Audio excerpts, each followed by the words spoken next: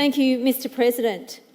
Today we have a choice to make, a choice about how we treat our communities, a choice about how much consultation needs to be provided in order to show respect to the local community. Today in this chamber, Mr. President, we have a number of people that have come out from their local area because this situation matters to them. They represent different religions. They represent different ethnic backgrounds, but they do represent their local community, a community that they love, an area that has become part of who they are, an area that they have known and loved as Berwick Springs. And as a local myself, the only one who lives near this community and has walked around this lake as part of my lifestyle and has spent time visiting people in this area, Berwick Springs Lake was a very important part of this community during the times of lockdown. It was a place where people would walk in order to be able to get out and have that moment away from the pressure of not being able to see family and friends in their homes. Berwick Springs has a long history. It dates back to 1855, when the gentleman who purchased the land called his land the Springs, William Clark. He started a legacy that has become part of what is known to the local community, and it is very, very important to them.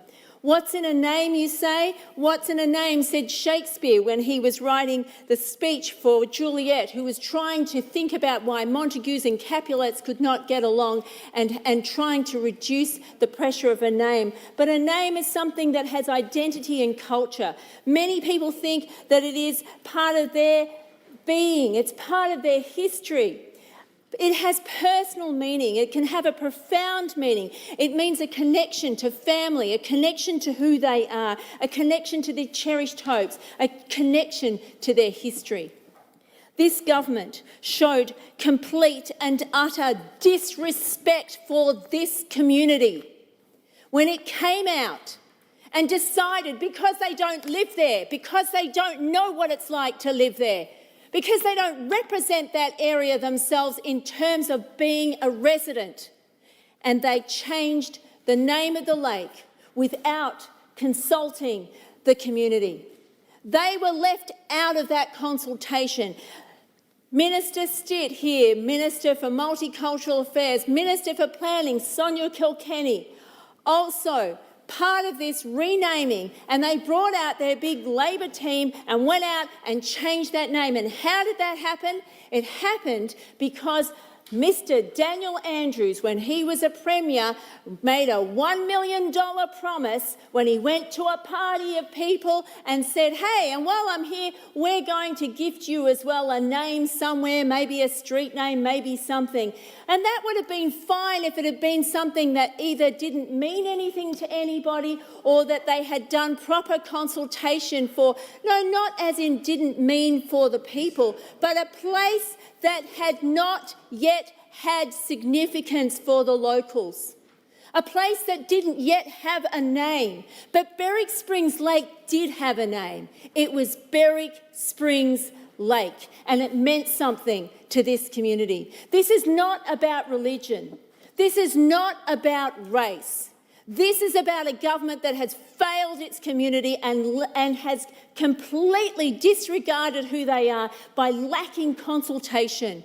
It has to stop. And these people are standing for so many Victorians who right now feel that this government is just going to railroad how they feel about their local community and start naming things without consulting them. It's an appalling situation. Today we have with us many distinguished councillors from the local area, and even the Labor Mayor himself has referred to in social media the Berwick Springs Lake as Berwick Springs. So what is this government doing? It is causing division. It is causing a community to be divided. This is not about hate. It's not about race or religion. It's about a lack of consultation. Thank you, Mr President. In reply, I want to say that nearly 10,300 people signed a tochange.org petition, 4,300 signed 2 parliamentary petitions, 1,200 signed Brad Batten's original petition, 1,610 signatures are on a recent e-petition which will be tabled tomorrow. I want to thank the Amanjit Guild, Anthony Tassoni, Casey councillors Jennifer Dyson, Melinda Ambrose, Michelle Crowther and Shane Taylor have all played a key role in exposing the government's failures on this issue. As I said, this is, and in every public gathering that these people have held, they have always upheld and praised the Sikh community and thanked them for their volunteer work and shown complete and utter respect for them. But there are a number of religions today, and to assume that every person that is from India is Sikh is wrong. There are people in the community here that are sitting here from the Indian community and they are not Sikh. There are people here from different parts of India and different parts of Southeast Asia, and they are not Sikh. And it doesn't represent them either. It is a name that needs to be revoked out of respect, and the consultation process needs to take place. Guru Nanak can be placed somewhere, but not in the place where it already had a name. Berwick Springs Lake was the name of the lake. And nobody is trying to take away anything from the people, the Sikh community, because I go to many multicultural events in many different areas and I get invited to them, and I love my multicultural community. Berwick Springs is up the road from me and I know many people that live there, and it is part of who I am, and so is the multicultural community. I'm the daughter of migrants. I grew up in community, in multicultural communities, and most of you know that's true.